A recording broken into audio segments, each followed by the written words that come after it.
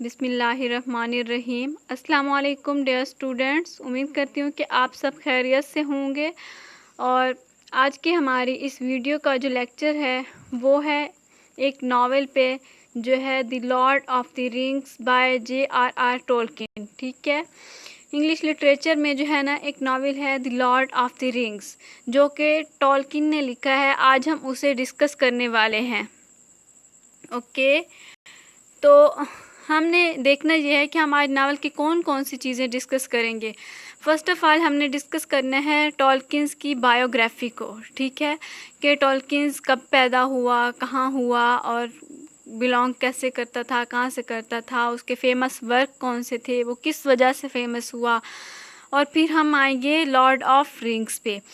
अब Lord of rings का हम ओवरव्यू देखेंगे, उसके बाद हम उसकी समरी को देखेंगे और फिर हम जो है ना उसके थीम्स को डिस्कस करेंगे। देन हम इसे कंक्लूड करेंगे।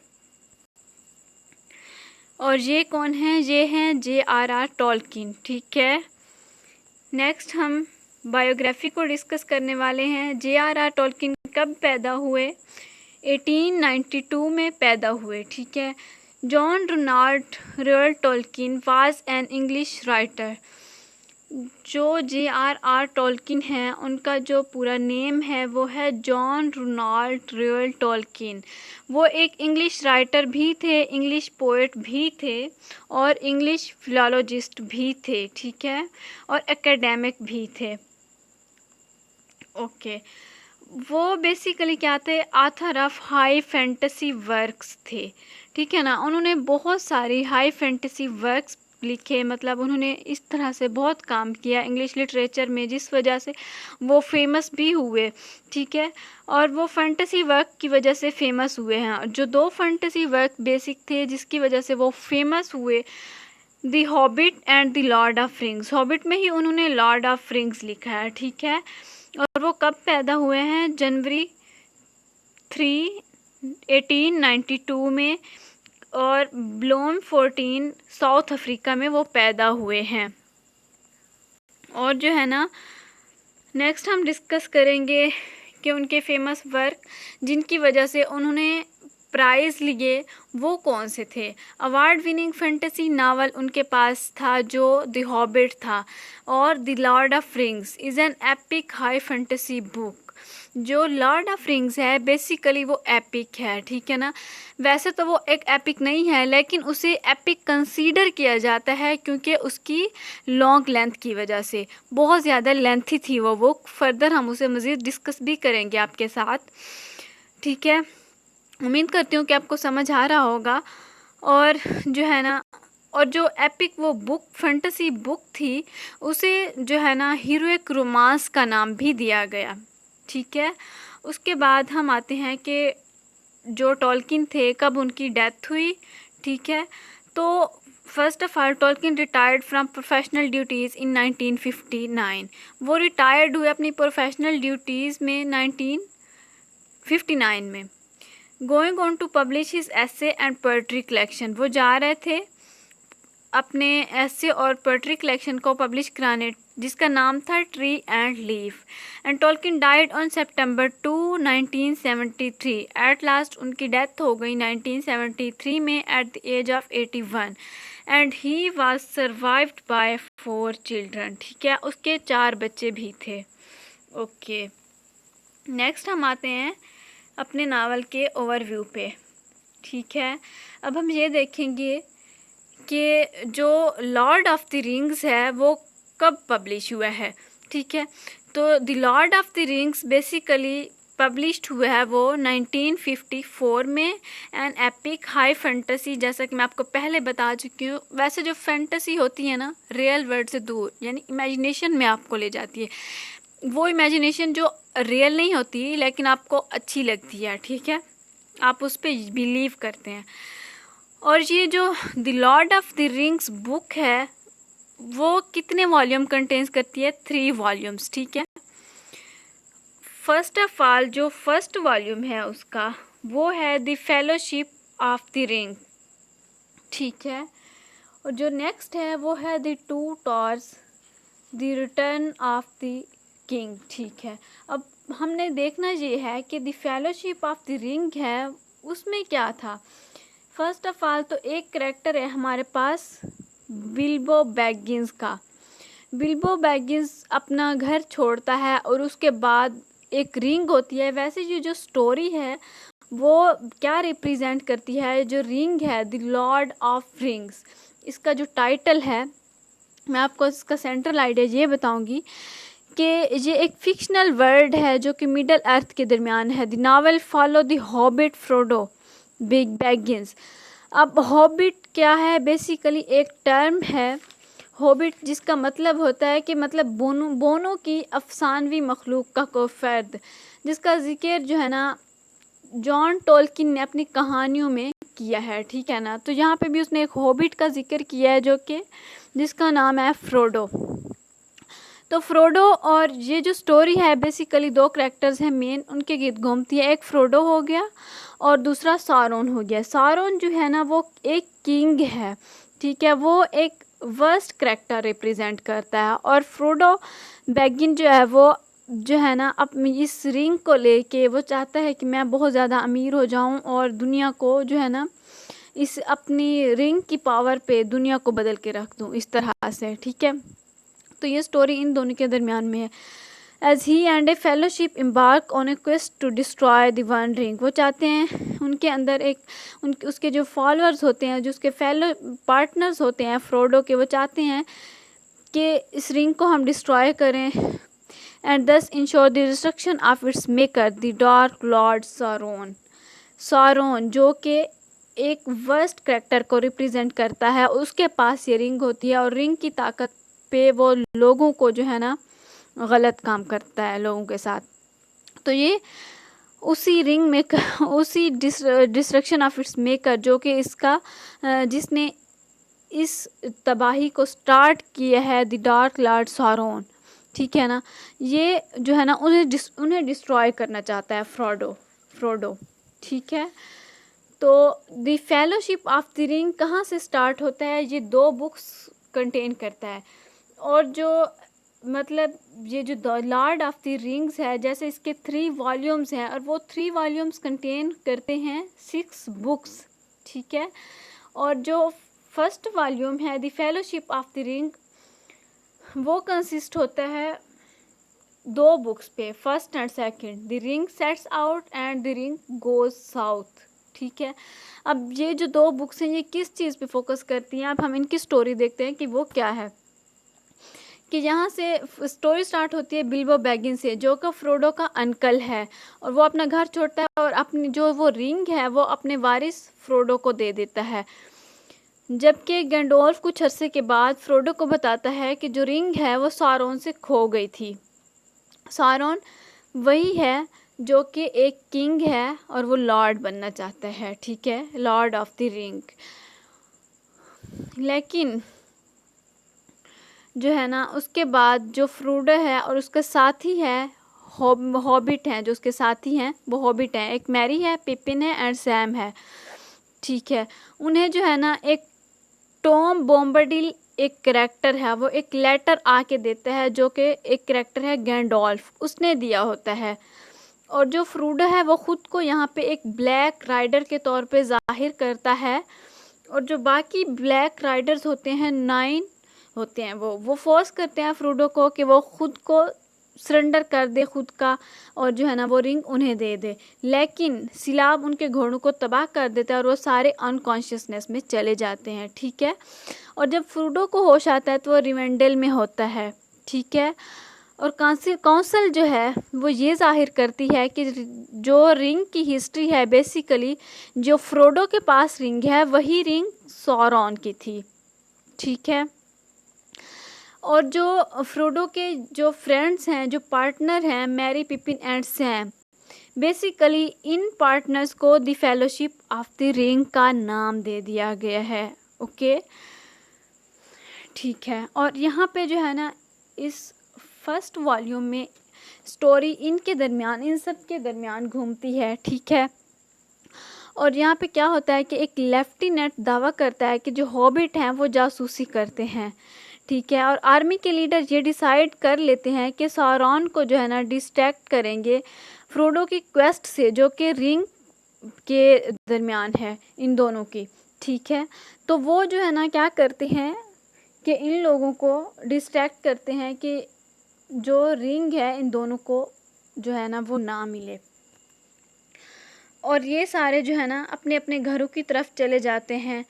ठीक है, और नेक्स्ट हम ये देखेंगे जो इसका नेक्स्ट पार्ट है, हम अब वो डिस्कस करने वाले हैं। ठीक है, जो नेक्स्ट वॉल्यूम है वो क्या है, उसमें द टू टॉर्स की स्टोरी है। ठीक है, तो टू टॉर्स जो है बेसिकली वो फर्दर 2 बुक्स को शामिल करता है। ठीक है,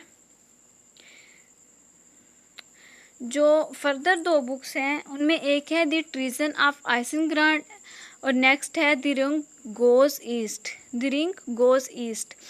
अब ये जो फर्दर 2 बुक्स हैं 3 और 4, ठीक है, उनकी कहानी कहाँ से शुरू होती है कि पछतावा होता है यहाँ पे, और कुछ जो है ना डेथ होती है। एक बोरोमीर का करैक्टर है जिसकी डेथ हो जाती है, उसके बाद जो है ना एक पछतावा है इन लोगों के पास। ठीक है, द टू टॉर्स वाले जो है ना लेसन में, कि जो बोरोमीर है उसकी डेथ हो जाती है, वो बेचारा अनसक्सेसफुली स्ट्रगल करता रहा है मगर वो कुछ हासिल नहीं कर पाया। ठीक है, और यहाँ पे जो इनके फ्रेंड्स थे मैरी एंड पेपिन, वो किडनैप्ड हो जाते हैं सोल्जर्स से।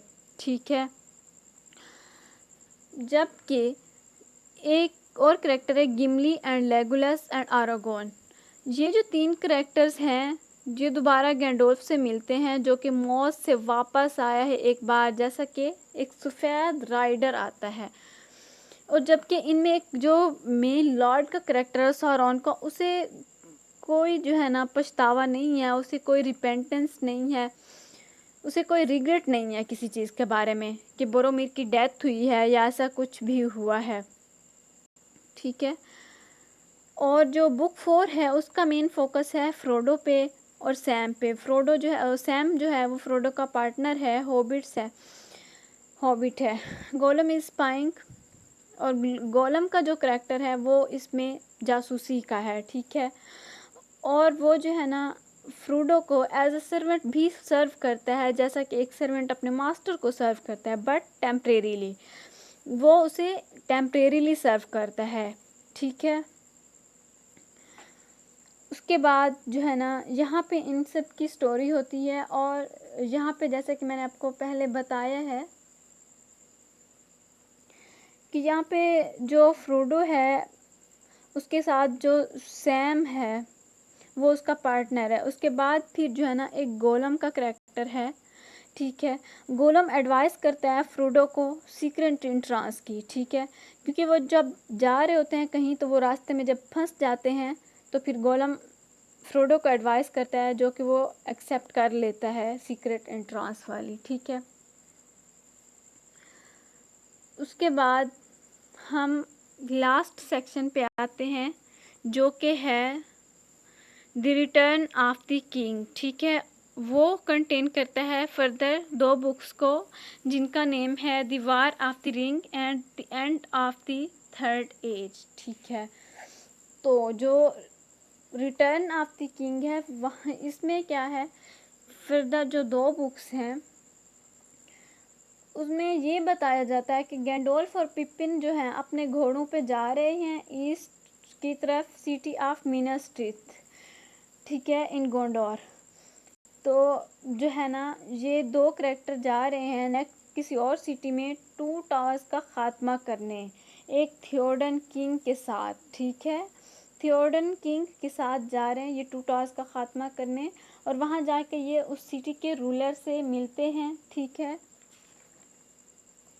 और जब ये वहाँ जाके उस सिटी के रूलर से मिलते हैं और फिर सब लोग जो है ना, जो एक एरागोन का करैक्टर कैरेक्टर है, उसे ये रियलाइज़ होता है कि सब लोग शायद टाइम पे नहीं पहुंच पाएंगे, तो वो एक कैरेक्टर है फारामीर, जो कि बोरोमीर का भाई है। वो उसे भेज देता है मदद के लिए और फारामीर आता है, लेकिन वो अपनी पोजीशन बरकरार नहीं रख पाता। वहाँ पे फिर जैसा कि मैंने पहले आपको बताया कि लेफ्टिनेंट दावा करता है कि हॉबिट शायद जासूसी करते हैं, क्योंकि एरागोन भी वहाँ पे एक जासूस कंसीडर किया जाता है। ठीक है, तो फिर क्या होता है कि आर्मी के लीडर यही डिसाइड कर लेते हैं कि सारान को जो है ना उसको डिस्ट्रैक्ट करें फ्रोडो की क्वेस्ट के अगेंस्ट, जो कि रिंग के लिए है। और आखिरकार जो है ना हॉबिट रिबिल्ड करते हैं शायर को और अपने अपने घरों की तरफ चले जाते हैं। और यहाँ पे क्या होता है कि लास्ट जो वॉल्यूम है, ठीक है, the return of the king, उसमें सारान को तो वैसे ही कुछ हाथ नहीं मिलता। जो एक लॉर्ड था, किंग था, उसके हाथ तो वैसे कुछ नहीं लगता, और जो रिंग होती है उससे फ्रोडो भी थक जाता है। और एट द एंड क्या होता है कि जो फ्रोडो का साथ पार्टनर होता है सैम, वो शादी कर लेता है एक हॉबिट के साथ, ठीक है, रोसी कॉटन जिसका नेम है, और उनके यहाँ एक बेटी होती है। और जबकि फ्रोडो जो है वो शायर को छोड़ देता है, शायर का मुल्क छोड़ देता है। ठीक है, तो उसके बाद जो है ना जो रिंग होती है वो किसी को भी नहीं मिलती, वो वैसे की वैसे रह जाती है। और उस रिंग की वजह से कितनी जानें भी चली जाती हैं और काफ़ी सारे लोग शिकस्त भी खा जाते हैं। और जो फ्रूड है वो अपने फ्रेंड्स से भी एक तरफ से अलहदगी अख्तियार कर लेता है रिंग की खातिर, और इस तरह से जो है ना ये स्टोरी एंड हो जाती है। और जो रिंग है वो बेसिकली क्या रिप्रेजेंट करती है, वो पावर को रिप्रेजेंट करती है। ठीक है, और स्टोरी जैसा कि मैंने आपको पहले बताया, it is not actually an epic but due to its long length, कि ये अपनी लॉन्ग लेंथ की वजह से जो है ना ये एपिक कंसीडर की जाती है। The lord of the rings is the saga of A group of sometimes reluctant heroes. ठीक है, ये एक नाराज़ हीरो, मतलब जिस तरह से देखा जाए कि फ्रोडो अपने फ्रेंड्स के साथ कुछ टाइम के लिए जो है ना अपना लिंक ख़त्म कर देता है, उनसे दोस्ती से अलहदा हो जाता है उस रिंग की खातिर। इस तरह से मतलब नाराज़ हीरोज़ की एक स्टोरी है। Set for to save their world from consummate evil, the story is about rings. Okay, अब हम आते हैं इसकी समरी की तरफ। पहले हमने इसका ओवरव्यू देखा, अब हम इसकी समरी देखेंगे। अब समरी में क्या है कि ये एक एपिक है हाई फैंटेसी। ठीक है, ह्यूज कास्ट ऑफ कैरेक्टर्स, इसमें बहुत सारे कैरेक्टर्स हैं इंक्लूडिंग मल्टीपल रेसिस। अब हमने इसके 3 वॉल्यूम्स डिस्कस किए हैं। ठीक है, जो फर्स्ट वॉल्यूम था उसमें जो है ना कहाँ से स्टोरी स्टार्ट हुई है, बेसिकली स्टोरी जो है ना स्टार्ट हुई है फेलोशिप ऑफ रिंग से, जहाँ से जो है ना बिल्बो बैगिंस ने अपनी जो रिंग थी अपने वारिस फ्रोडो को दी थी। और उसके बाद उनकी बहुत सारी लड़ाइयाँ हुई, जो रिंग थी वो सारों से कहीं खो गई किसी रिवर में। ठीक है, और फिर वहाँ से उसे मिली। और फिर जो सेकंड था दी 2 टावर्स, फिर हमने उसे डिस्कस किया है। ठीक है, और 2 टावर्स में मतलब बोरोमीर की डेथ हो जाती है, वहाँ से उनके पछतावे होते हैं कुछ, और इस तरह से। फिर हमने रिटर्न ऑफ द किंग को डिस्कस किया, जिसमें जो है ना किसी को भी रिंग नहीं मिल पाती, जबकि सभी अपने अपने घरों को चले जाते हैं। और सैम शादी कर लेता है, जो फ्रोडो का करैक्टर होता है, उससे आखिरकार वो थक जाता है इस रिंग के बर्डन को लेके, और वो भी शायर को छोड़ देता है। ठीक है, तो अब हम यहाँ पे ये देखते हैं कि ह्यूज कास्ट ऑफ कैरेक्टर्स हैं including multiple races, hobbit, human, dwarf, elf, wizard और ent, goblin, spider and more. ठीक है, select sides in a war that will determine the future trajectory of the world, कि इनकी future trajectory को जो है ना जो दुनिया की फ्यूचर ट्रेजेक्ट्री है उस पर यहाँ पे गौर किया जाता है। अब इसमें मेन प्रोटोगोनिस्ट कौन है, वो सॉरोन है। ठीक है, जो कि एक किंग है और वो रिप्रेजेंट करता है वर्स्ट करैक्टर को। ठीक है, उसके जो वर्स्ट एस्पेक्ट हैं वो कौन से थे, जैसा कि ग्रीड हो गया, क्रुएल्टी हो गया, और इस तरह के उसने अपना करैक्टर उसने इस तरह से जाहिर किया, ख़ुद को शो किया। और उसके पास एक रिंग होती है जो वो लोगों के ख़िलाफ़ यूज़ करता है। ठीक है, उस रिंग की पावर को।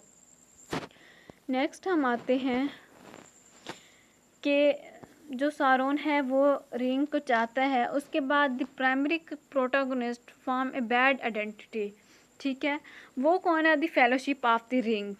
ठीक है, फ्रोडो और उसके जो पार्टनर हैं, ठीक है, सैम हो गया, मैरी हो गया एंड पिपिन हो गया, ये सब इन्हें the fellowship of the ring का नेम दिया गया है। ये प्लान्स करते हैं कि वन रिंग को डिस्ट्रॉय करें और फिर वर्ल्ड को सेव करें। The fellowship consists of habits. Habits जैसा कि मैंने आपको पहले बताया कि बोनो के एक अफसानवी फर्द जो कि टॉलकिन ने अपनी स्टोरीज में यूज़ किया है। Frodo, Sam, Merry, Pippin, the wizard Gandalf, the dwarf Gimli, the elf Legolas and the man Aragorn and Boromir, ये क्या रिप्रेजेंट करते हैं? ये जो है ना रिप्रेजेंट करते हैं the fellowship of the ring को। ओके, नेक्स्ट हम ये देखेंगे after numerous setbacks, injuries and deaths. जैसा कि हमने पहले डिस्कस किया है कि जो बोरोमीर का करैक्टर था उसकी डेथ हो जाती है, और एक दफ़ा जब और का हमला होता है फ्रोडो वगैरह लोगों पे, तो फ्रोडो एक जगह बेहोश हो जाता है और सब लोग समझते हैं शायद इसकी भी डेथ हो गई है, जबकि ऐसा नहीं होता, फ्रोडो होश में आ जाता है। ठीक है, इस तरह से मतलब काफ़ी सारी तकलीफ़ और मुसीबतों के बाद ring is finally destroyed in a showdown over volcanic लावा।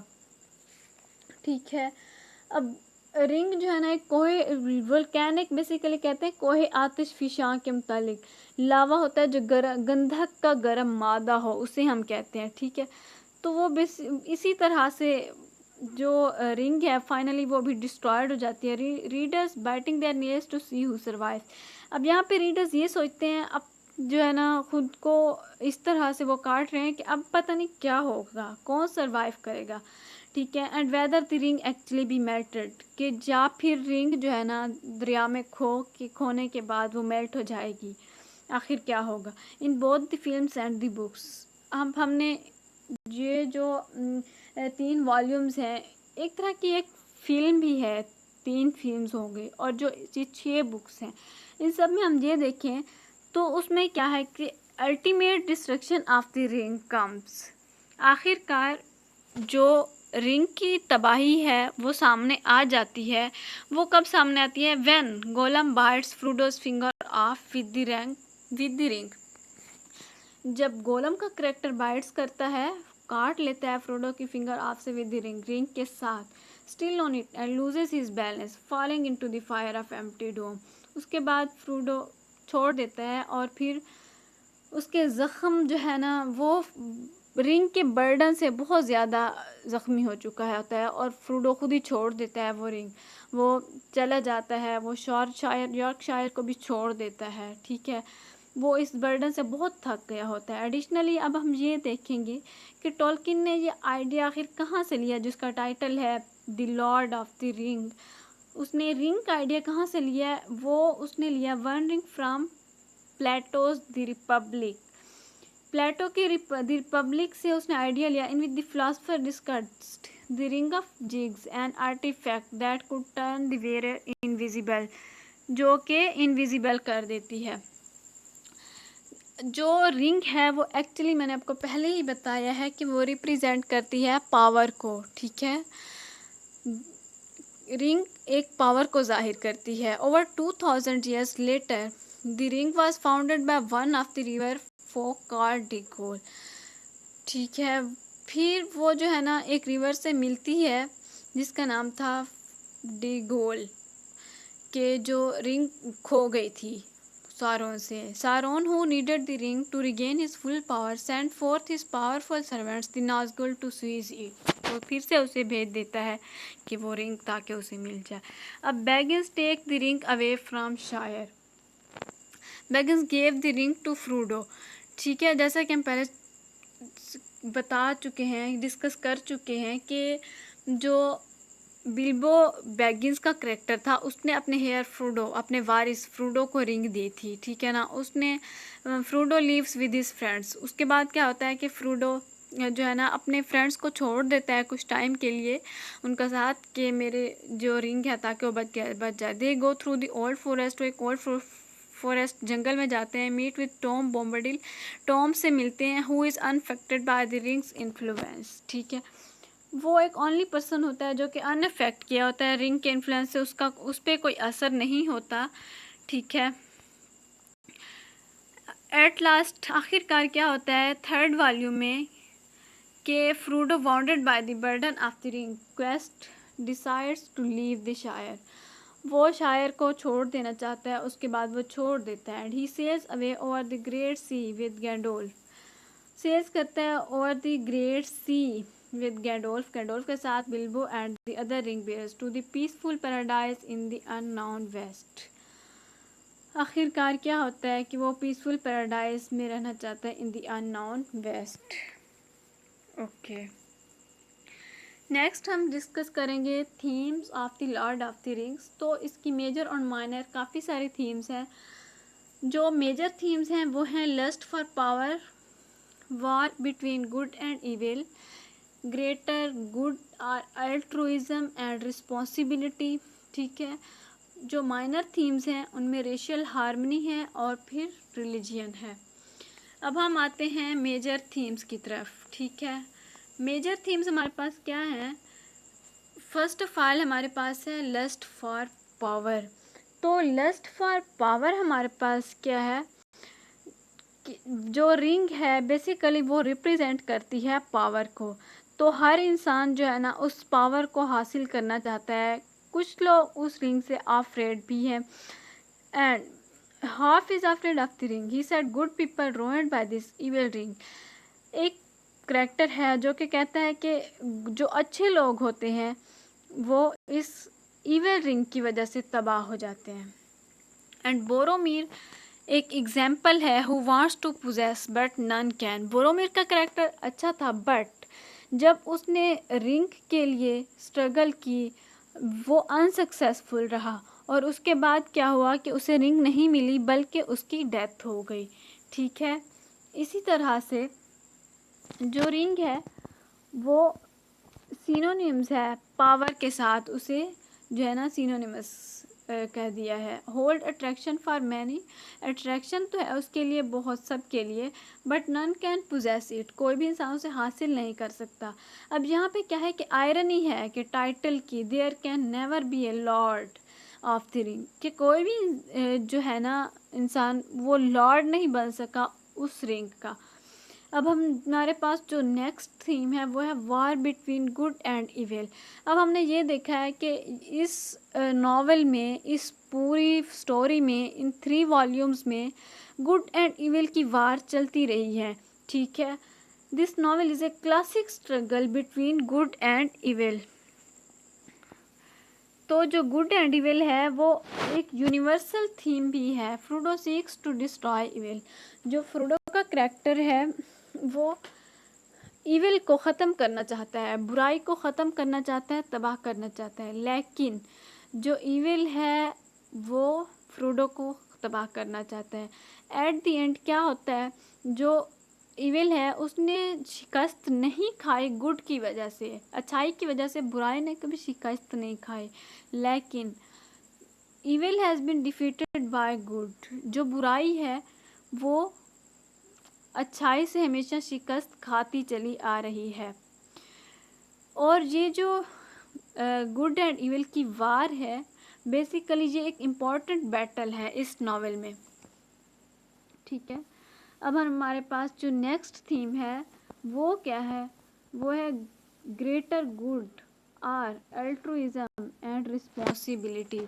बहुत ज़्यादा अच्छाई और फिर अल्ट्रुइज्म। अल्ट्रुइज्म बेसिकली क्या है हमारे पास,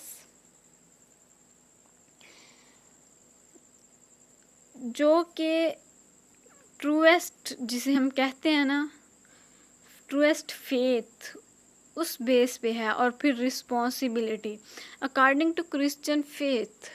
अगर हम ईसाइयों के यकीन को देखें, उनके मज़हब को देखें, तो टॉलकिन्स नावल जो हैं वो अल्ट्रुइस्टिक होते हैं। मैनी इंस्टांसेस आर, जैसा कि Aragorn one of the greatest characters. Aragorn ने एक अच्छा करैक्टर रिप्रेजेंट किया है, ठीक है। और एरागोन जो है उसने अच्छा करैक्टर रिप्रेजेंट किया है और वो गैंडोर ऑफ किंग का वारिस भी था, एरागोन, ठीक है। और उसका किस तरह से रोल था कि वो चीज़ें जो है ना करता था quietly and with much thought, लेकिन वो बहुत ज़्यादा सोचने के बाद। And Tolkien has stressed the importance of altruism and responsibility. इस नावल में टोल्किन ने स्ट्रेस किया है एल्ट्रुइज्म पे और फिर रिस्पॉन्सिबिलिटी, कि गुड कैरेक्टर्स जो हैं वो हमेशा मैनेज करते हैं अपनी ड्यूटीज़ को, और even it is at the cost of one's life, ठीक है, चाहे उन्हें अपनी ज़िंदगी भी क्यों ना कुर्बान करनी पड़े। They know that good is served bye their individual sacrifice, ठीक है, क्योंकि वो जानते हैं कि उनकी जो कुर्बानी होगी वो गुड की बेस पे होगी, इसलिए वो खुद को भी कुर्बान कर लेते हैं। ओके, हमारे पास अब है माइनर थीम्स। माइनर थीम्स में जो है ना हमारे पास क्या आते हैं, first of all racial harmony है। अब जो रेशियल हार्मनी है, Middle Earth is a creation of Tolkien's imagination. जो यहाँ पे एक मिडल अर्थ को पोर्ट्रे किया गया है, ये एक टॉल्किन की इमेजिनेशन की क्रिएशन है। This theme is epitomized by the friendship between Legolas, Gimli and dwarf. This represents an ideal. ये इन 3 लोगों की बेस पे ये थीम जो है ना लाइक करता है racial harmony. The races of middle earth remains separate.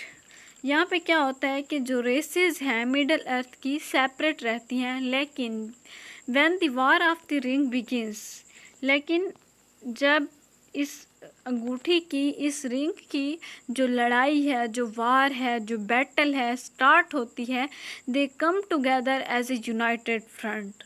ये एक दूसरे के साथ खड़े होते हैं। This is Tolkien's vision. ये टॉल्किन के पॉइंट ऑफ व्यू से बताया गया है। ओके, नेक्स्ट हमारे पास जो थीम है वो क्या है, वो रिलीजियन है, ठीक है। तो जो रिलीजियन का थीम है उसमें क्या है, Tolkien's Middle Earth is not covertly Christian. Middle Earth covertly Christian नहीं, but as a Paul Kocher remarks, Paul Kocher एक क्रिटिक ने रिमार्क किया यहाँ पे, उन्होंने ये कहा, it contains many of the transcendent elements of a more than pantheistic religion, के बहुत ज़्यादा अफजल एलिमेंट्स हैं इसमें, कि एक वाहिदुल वजूद रिलीजियन को एक्सेप्ट करने से। अब इसमें underlying scheme of rituals of religion भी हैं, और ये एम्फोसिस करता है placed on pity and forgiveness. और पिटी एंड फॉरगिवनेस किस में आता है, डेफिनेटली क्रिश्चियनिटी में है, तो इसमें ये शो किया गया है। अब हम अपने इस आज के लेक्चर को कंक्लूड करते हैं कि जो the lord of the ring है वो एक स्टोरी है लस्ट फॉर पावर की, और उसमें जो रिंग है वो क्या रिप्रेजेंट करती है हमारे लिए, एक पावर को जो कि कोई भी इंसान हासिल नहीं कर सकता, and it is the fight between good and evil, ठीक है। और मैं आपको बार बार ये चीज़ बताती चलूँ कि जो the lord of the ring है वो J.R.R. टोल्किन ने लिखा है, और उसके बाद ये एक बुक जो कि 3 वॉल्यूम्स पर मुश्तमिल है, और वो 3 वॉल्यूम्स फर्दर 6 बुक्स में डिवाइड होते हैं, ठीक है। उनकी स्टोरी हम ऑलरेडी डिस्कस कर चुके हैं। उम्मीद करती हूँ स्टूडेंट्स कि आप लोगों को बहुत अच्छे से समझ आ गई होगी, और अगर ना भी आई हो तो आप इस वीडियो को बार बार सुने, 2 बार सुने, 3 बार सुने, इंशाल्लाह आपको समझ आ जाएगी। ओके, मिलते हैं नेक्स्ट वीडियो में, तब तक के लिए अपना ख्याल रखिएगा। अल्लाह हाफिज़ and thank you so much.